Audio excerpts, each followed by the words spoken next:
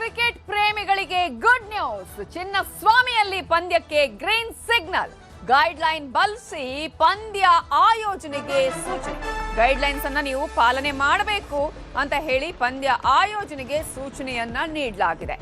IPL match ನ ಪ್ರೇಮಿಗಳಿಗೆ good news ಸಿಕ್ಕಿದೆ. ಚಿನ್ನಸ್ವಾಮಿಯಲ್ಲಿ ಮ್ಯಾಚ್ ಆಯೋಜನೆ ಮಾಡೋದಕ್ಕೂ ಕೂಡ ಇದೀಗ ಹಸಿರು ನಿಶಾನೆ ಸಿಕ್ಕಿದೆ.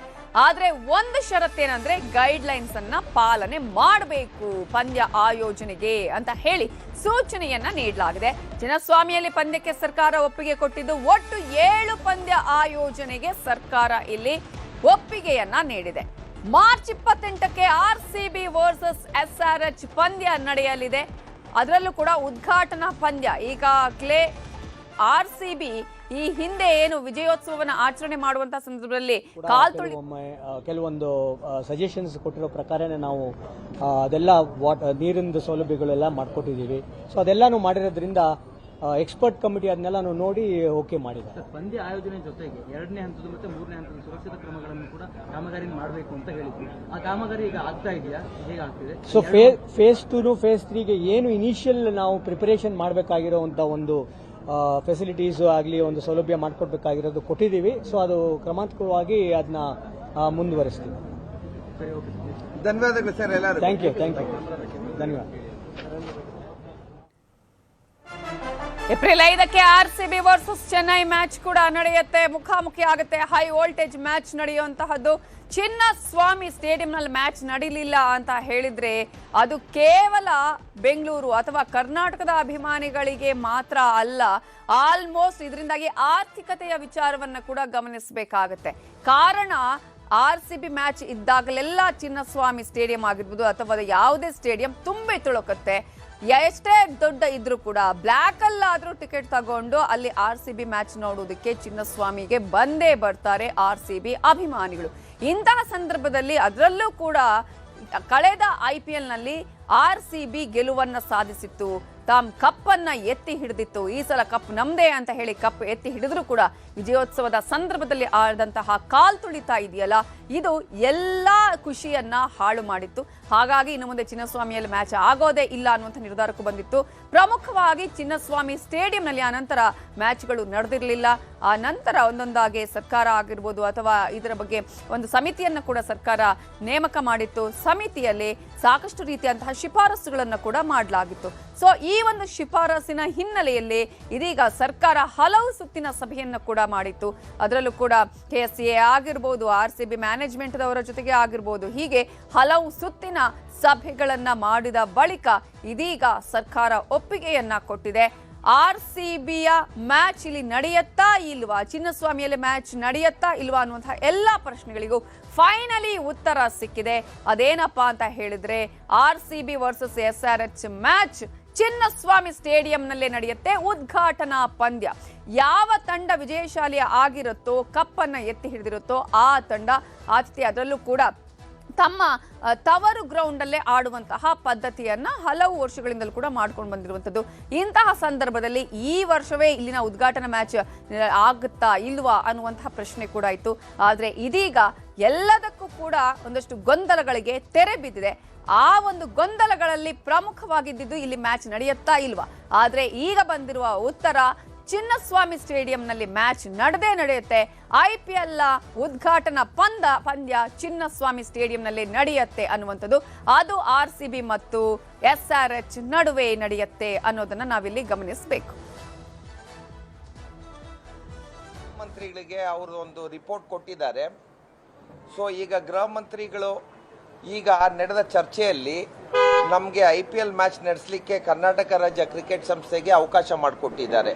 ಸೊ ಅಧಿಕೃತವಾಗಿ ಇವಾಗ ನಮಗೆ ಮ್ಯಾಚ್ ನಡೆಸಲಿಕ್ಕೆ ಚಿನ್ನಸ್ವಾಮಿ ಸ್ಟೇಡಿಯಮ್ಮಲ್ಲಿ ಅಧಿಕೃತವಾಗಿ ನಮಗೆ ಪರ್ಮಿಷನ್ ಸಿಕ್ಕಿದೆ. ಸೊ ಈ ಗೃಹ ಮಂತ್ರಿಗಳು ಹೇಳಿರೋದು ಈ ಪರ್ಮಿಷನ್ ಜೊತೆಗೆ ನಮ್ಮ SOP ಏನಿದೆ ಆ SOPನ ಪೂರ್ತಿ ಅಳವಡಿಕೆ ಮಾಡಬೇಕು. ಪ್ರೇಕ್ಷಕರ ಸುರಕ್ಷತೆಗೆ ಏನೇನು ಬೇಕು ಅಡಿಷ್ನಲ್ ರಿಕ್ವೈರ್ಮೆಂಟ್ಸ್ ಏನಿದೆ ಪ್ರತಿಯೊಂದು ಅಳವಡಿಕೆ ಮಾಡಿ ಇದೊಂದು ಮ್ಯಾಚ್ ನಡೆಸಲಿಕ್ಕೆ ಅವಕಾಶ ತಲುಪಿಸ್ಕೊಟ್ಟಿದ್ದಾರೆ. ನಮ್ಮ ಕರ್ನಾಟಕ ರಾಜ್ಯ ಕ್ರಿಕೆಟ್ ಸಂಸ್ಥೆಯ ಪರವಾಗಿ ಕರ್ನಾಟಕ ಸರ್ಕಾರಕ್ಕೆ, ಮುಖ್ಯಮಂತ್ರಿಗಳಿಗೆ, ಉಪಮುಖ್ಯಮಂತ್ರಿಗಳಿಗೆ ಮತ್ತು ನಮ್ಮ ಗೃಹ ಮಂತ್ರಿಗಳಾದ ಪರಮೇಶ್ವರ್ ಅವ್ರಿಗೆ ನಮ್ಮ ತಜ್ಞರ ಸಮಿತಿ ಅಧ್ಯಕ್ಷರಾದಂಥ ಮಹೇಶ್ವರ ಅವ್ರಿಗೆ ಮತ್ತು ನಮ್ಮ ತಜ್ಞರ ಸಮಿತಿ ಕಾರ್ಯದರ್ಶಿಯಾದಂಥ ಸೀಮನ್ ಸಿಂಗ್ ಅವರಿಗೆ ಪೊಲೀಸ್ ಕಮಿಷನರು ಮತ್ತು ಇತರ ಹಲವಾರು ಇಲಾಖೆಗಳಿಂದ PWD ಆಗಿರ್ಬೋದು, ಫೈರ್ ಫೋರ್ಸ್ ಆಗಿರ್ಬೋದು, ಮತ್ತು ಮೆಡಿಕಲ್ ಆ್ಯಂಡ್ ಫ್ಯಾಮಿಲಿ ವೆಲ್ಫೇರ್ ಆಗಿರ್ಬೋದು, ಎಲ್ಲ ಇಲಾಖೆಗಳ ಅಧಿಕಾರಿಗಳಿಗೂ ನಮ್ಮ ಕರ್ನಾಟಕ ರಾಜ್ಯ ಸಂಸ್ಥೆಯ ಪರವಾಗಿ ಹೃದಯಪೂರ್ವಕವಾಗಿ ವಂದನೆಗಳನ್ನು ಅರ್ಪಿಸ್ತಾ ಇದ್ದೇವೆ. ಈಗ RCB ಅವರು ಹೇಳಿರೋ ಪ್ರಕಾರ 5 ಮ್ಯಾಚ್ಗಳನ್ನು ಇಲ್ಲಿ ಆಡಿಸ್ತಾ ಇದ್ದಾರೆ. ಇದ್ರ ಜೊತೆಗೆ ಒಂದು ಪ್ಲೇ ಆಫ್ ಮ್ಯಾಚು ಮತ್ತು ಒಂದು ಫೈನಲ್ಸು ಚಿನ್ನಸ್ವಾಮಿ ಕ್ರೀಡಾಂಗಣದಲ್ಲಿ ನಡೆಯುತ್ತೆ. ಸರ್, ಏನಾದರೂ ಕಂಡೀಷನ್ ಅಪ್ಲೈ ಆಗತ್ತೆ ಅಂತ ಹೇಳಿದ್ದಾರೆ, ಹೇಗೆ? ಸರ್, ಏನೇನು ಸುರಕ್ಷತೆಗೆ ಬೇಕು ಎಲ್ಲವನ್ನು ಅಳವಡಿಕೆ ಮಾಡಿ ಅಂತ ಹೇಳಿದ್ದಾರೆ. ಅಧಿಕೃತ ಪರ್ಮಿಷನ್ ಸಿಕ್ಕಿದೆ. ನಮ್ಮ ಅಧ್ಯಕ್ಷರಾದ ವೆಂಕಟೇಶ್ ಪ್ರಸಾದ್ ಅವರು ಇವತ್ತು BCCI ಮೀಟಿಂಗ್ರಿಂದ ಅವರು ಅಲ್ಲಿ ಡೆಲ್ಲಿನಲ್ಲಿದ್ದಾರೆ. ನಮ್ಮ ಉಪಾಧ್ಯಕ್ಷರಾದ ನಮ್ಮ ಸುಜಿತ್ ಸೋಮಸುಂದರ್ ಅವರು ಮಾಜಿ ಆಟಗಾರರು, ಭಾರತ ಆಟಗಾರರು, ಅವರು ನಮ್ಮ ಕರ್ನಾಟಕ ರಾಜ್ಯನ ಪ್ರತಿನಿಧಿಸಿ ಇವತ್ತು ಉಪಮುಖ್ಯಮಂತ್ರಿಗಳ ಜೊತೆ ಚರ್ಚೆ ಮಾಡಿ ಈ ಒಂದು ಪರ್ಮಿಷನ್ ಪಡೆದಿದ್ದೀವಿ. ಸುಜಿತ್ ಸರ್ ಹೇಳೋ ಹಾಗೆ ಇವತ್ತು ನಮಗೆ ತುಂಬಾ ಖುಷಿ ಆಗುತ್ತೆ, ಯಾಕಂತಂದರೆ ಫೈನಲ್ ಪರ್ಮಿಷನ್ ಸಿಕ್ಕಿದೆ. ಸಂಬಂಧಪಟ್ಟ ಹಾಗೆ ಇನ್ನಷ್ಟು ಡೀಟೇಲ್ಸ್ ಅನ್ನ ಕೊಡೋದಕ್ಕೆ ನಮ್ಮ ರಿಪೋರ್ಟರ್ ಕಾರ್ತಿಕ್ ನೇರ ಸಂಪರ್ಕದಲ್ಲಿ ಜಾಯ್ನ್ ಆಗಿದ್ದಾರೆ. ಕಾರ್ತಿಕ್, ಇದನ್ನೇ ಕ್ರಿಕೆಟ್ ಪ್ರೇಮಿಗಳು, IPL ಪ್ರೇಮಿಗಳು ಕಾತರದಿಂದ ಕಾಯ್ತಾ ಇದ್ದಿದ್ದು, ಅವಕಾಶ ಸಿಗುತ್ತಾ ಇಲ್ವಾ, ಅದರಲ್ಲೂ ಕೂಡ ಉದ್ಘಾಟನಾ ಪಂದ್ಯ ಇಲ್ಲಿ ನಡೆಯುತ್ತಾ ಇಲ್ವಾ, ಚಿನ್ನಸ್ವಾಮಿ ಸ್ಟೇಡಿಯಂನಲ್ಲಿ ಮ್ಯಾಚೇ ನಡೆಯಲ್ವಾ, ಹೀಗೆ ಸಾಕಷ್ಟು ಪ್ರಶ್ನೆಗಳಿತ್ತು. ಪ್ರತಿ ಬಾರಿ ಕೂಡ ಒಂದೊಂದು ಸಮಿತಿ ಆಗಿರ್ಬೋದು, ಸಭೆ ಆದಾಗ್ಲೂ ಕೂಡ ಒಂದು ರೀತಿಯ ಕ್ಲಾರಿಟಿ ಸಿಗೋದು, ಆ ನಂತರ ಆಗುತ್ತಾ ಇಲ್ವಾ ಅನ್ನುವಂತಹ ಮತ್ತೆ ಗೊಂದಲ ಇದ್ದಿದ್ದು. ಫೈನಲಿ ಎಲ್ಲದಕ್ಕೂ ಕೂಡ ಇದೀಗ ಗೊಂದಲಗಳಿಗೆ ತೆರೆ ಬಿದ್ದಿದೆ.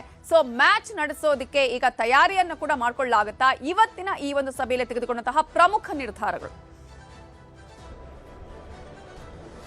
ನವ್ತಾ ಜೈನ್, ಪ್ರಮುಖವಾಗಿ RCBಯ ಕಾಲ್ತುಳಿತದ ನಂತರದಲ್ಲಿ ನಡೆದಂಥ ದುರಂತದ ಹಿನ್ನೆಲೆಯಲ್ಲಿ ಚಿನ್ನಸ್ವಾಮಿಯಲ್ಲಿ ಯಾವುದೇ ರೀತಿಯ ಪಂದ್ಯಗಳ ಆಯೋಜನೆ ಆಗಿರಲಿಲ್ಲ. ಅಲ್ಲಿ ಪಂದ್ಯವನ್ನು ಆಯೋಜನೆ ಮಾಡಬೇಕಾದ್ರೆ ಸರ್ಕಾರದ ಸಮ್ಮತಿಯೂ ಕೂಡ ಬೇಕಾಗಿತ್ತು. ಇದಕ್ಕೆ ಸಂಬಂಧಪಟ್ಟಂತೆ KCA ಸಾಕಷ್ಟು ಹರಸಾಹಸವನ್ನು ಪಡ್ತಾ ಇತ್ತು. ತಜ್ಞರ ಸಮಿತಿಯನ್ನು ಸರ್ಕಾರ ರಚನೆ ಮಾಡಿತ್ತು. ಆ ಒಂದು ಸಮಿತಿ ಕೊಟ್ಟಿರ್ತಕ್ಕಂಥ ರಿಪೋರ್ಟ್ನ ಆಧಾರವಾಗಿ ಇಟ್ಕೊಂಡು ಇವತ್ತು ಗೃಹ ಸಚಿವ ಪರಮೇಶ್ವರ್ ಅವರು ಒಂದು ಸಭೆಯನ್ನು ಮಾಡ್ತಾರೆ. ಸಭೆಯಲ್ಲಿ KCA ಪದಾಧಿಕಾರಿಗಳು ಕೂಡ ಭಾಗಿಯಾಗಿರ್ತಾರೆ. ಪ್ರಮುಖವಾಗಿ ಇವತ್ತು KCA ತೆಗೆದುಕೊಂಡಿರ್ತಕ್ಕಂತಹ ಕೆಲ ನಿರ್ಧಾರಗಳು, KCA ತೆಗೆದುಕೊಂಡಿರ್ತಕ್ಕಂಥ ಕೆಲ ಬದಲಾವಣೆಗಳು, ಅದೆಲ್ಲವನ್ನ ಆಧರಿಸಿ ಕಮಿಟಿಯ ವರದಿಯ ರಿಪೋರ್ಟ್ನಲ್ಲಿ ಏನಿತ್ತಲ್ಲ, ಆ ವರದಿಯಲ್ಲಿದ್ದಂಥ ಅಂಶಗಳನ್ನೆಲ್ಲವನ್ನು ಕೂಡ ಇವತ್ತು ಸಭೆಯಲ್ಲಿ ಕೂಲಂಕುಷವಾಗಿ ಚರ್ಚೆಯನ್ನು ನಡೆಸ್ತಾರೆ. ಅಂತಿಮವಾಗಿ ಸರ್ಕಾರ IPL ಪಂದ್ಯವನ್ನು ಆಯೋಜನೆ ಮಾಡೋದಕ್ಕೆ ಇವತ್ತು ಗ್ರೀನ್ ಸಿಗ್ನಲ್ ಅನ್ನು ಕೊಟ್ಟಿದೆ. ಪ್ರಮುಖವಾಗಿ RCBಯ 5 ಪಂದ್ಯಗಳು ಜೊತೆಗೆ ಫೈನಲ್ ಪಂದ್ಯ ಹಾಗೂ ಪ್ಲೇ ಆಫ್ನ 1 ಪಂದ್ಯ, ಒಟ್ಟು 7 ಪಂದ್ಯವನ್ನು ಆಯೋಜನೆ ಮಾಡೋದಕ್ಕೆ ಸರ್ಕಾರ ಇವತ್ತು ಗ್ರೀನ್ ಸಿಗ್ನಲ್ ಅನ್ನು ಕೊಟ್ಟಿದೆ. ಜೊತೆಗೆ IPL ಪಂದ್ಯ ಆಯೋಜನೆಯನ್ನ ಮಾಡುವಂಥ ಸಂದರ್ಭದಲ್ಲಿ ಒಂದಿಷ್ಟು ನಿಯಮಗಳನ್ನು ಕೂಡ ಒಳಾಡಳಿತ ಇಲಾಖೆ ನೀಡಲಿಕ್ಕಿದೆ. ಆ ಒಂದು ಗೈಡ್ಲೈನ್ಸ್ನ ಆಧಾರವಾಗಿ ಇಟ್ಟುಕೊಂಡೆ KCA ಪಂದ್ಯವನ್ನು ಆಯೋಜನೆ ಮಾಡಬೇಕಾಗಿದೆ. ಜೊತೆಗೆ ಈ ಒಂದು ಸುರಕ್ಷತಾ ಕ್ರಮಗಳಿಗೆ ಸಂಬಂಧಪಟ್ಟಂತೆ ಹಂತ 2 ಮತ್ತು 3ರ ಒಂದು ಸುರಕ್ಷತಾ ಕ್ರಮಗಳನ್ನು ಕೂಡ ಅಲ್ಲಿ ಅನುಷ್ಠಾನವನ್ನು ಮಾಡಬೇಕಾಗತ್ತೆ. ಆ ಒಂದು ಕಾಮಗಾರಿಯನ್ನು ಕೂಡ ಮುಂದುವರಿಸೋದಕ್ಕೆ ಇವತ್ತು ಸರ್ಕಾರ ಸೂಚನೆಯನ್ನು ಕೊಟ್ಟಿದೆ. IPL ಪಂದ್ಯವನ್ನು ಆಯೋಜನೆ ಮಾಡ್ತಾ ಅಲ್ಲಿ ಒಂದಿಷ್ಟು ಸುರಕ್ಷತಾ ಕ್ರಮಗಳನ್ನು ಕೂಡ ಅಳವಡಿಕೆಯನ್ನು ನಿರಂತರವಾಗಿ ಮಾಡಬೇಕು ಅನ್ನುವಂಥ ನಿಟ್ಟಿನಲ್ಲಿ ಸೂಚನೆಯನ್ನು ಕೊಟ್ಟಿದೆ. ಈ ಎಲ್ಲ ನಿಬಂಧನೆಗಳಿಗೆ ಒಳಪಟ್ಟು ಇವತ್ತು ಅಂತಿಮವಾಗಿರುವಂಥ ಒಂದು ಪರವಾನಗಿಯನ್ನು ಸರ್ಕಾರ ಕೊಟ್ಟಿದೆ. IPL ಪ್ರೇಮಿಗಳಿಗೆ, ಅದರಲ್ಲೂ RCB ಅಭಿಮಾನಿಗಳಿಗೆ ಈ ಬಾರಿ IPL ಪಂದ್ಯವನ್ನು ನಾವು ಬೇರೆ ರಾಜ್ಯಕ್ಕೆ ಹೋಗಿ ನೋಡಬೇಕಾಗಬಹುದು ಅನ್ನುವಂಥ ರೀತಿಯಲ್ಲಿ ಆತಂಕ ಇತ್ತು. ಆದರೆ ಆ ಆತಂಕ ಈಗ ಕೊನೆಗೊಂಡಿದೆ. ಚಿನ್ನಸ್ವಾಮಿಯಲ್ಲಿಯೇ RCBಯ 5 ಪಂದ್ಯಗಳು ನಡೆಯುತ್ತೆ. 5 ಪಂದ್ಯಗಳ ಜೊತೆಗೆ IPLನ ಫೈನಲ್ ಪಂದ್ಯವೂ ಕೂಡ ಬೆಂಗಳೂರಿನಲ್ಲಿ ಆಯೋಜನೆ ಮಾಡೋದಕ್ಕೆ ಈಗ ಸರ್ಕಾರ ಗ್ರೀನ್ ಸಿಗ್ನಲ್ ಅನ್ನು ಕೊಟ್ಟಿದೆ. IPL ಆಡಳಿತ ಮಂಡಳಿ ಈ ವಿಚಾರಕ್ಕೆ ಸಂಬಂಧಪಟ್ಟಂತೆ ಏನು ಒಟ್ಟು 7 ಪಂದ್ಯವನ್ನು ನಾವು ಚಿನ್ನಸ್ವಾಮಿಯಲ್ಲಿ ನಡೆಸ್ತೇವೆ ಅನ್ನುವಂಥದ್ದನ್ನು ಅವರು ವೇಳಾಪಟ್ಟಿಯಲ್ಲಿ ಪ್ರಕಟಣೆ ಮಾಡಿದರು. ವೇಳಾಪಟ್ಟಿಯಲ್ಲಿ IPL ಪಂದ್ಯವನ್ನು ಚಿನ್ನಸ್ವಾಮಿಯಲ್ಲಿ ಆಯೋಜನೆ ಮಾಡೋದು ಪ್ರಕಟ ಆದರೂ ಕೂಡ ಸರ್ಕಾರ ಗ್ರೀನ್ ಸಿಗ್ನಲ್ ಅನ್ನು ಕೊಟ್ಟಿರಲಿಲ್ಲ. ಈಗ ಅಂತಿಮವಾಗಿ KCAಗೆ ಪಂದ್ಯವನ್ನು ಆಯೋಜನೆ ಮಾಡೋದಕ್ಕೆ ಗ್ರೀನ್ ಸಿಗ್ನಲ್ ಸಿಕ್ಕಿದೆ. ನವ್ತಾ ಜೈನ್, ಥ್ಯಾಂಕ್ ಯು ಕಾರ್ತಿಕ್ ಡೀಟೇಲ್ಸ್ಗೆ.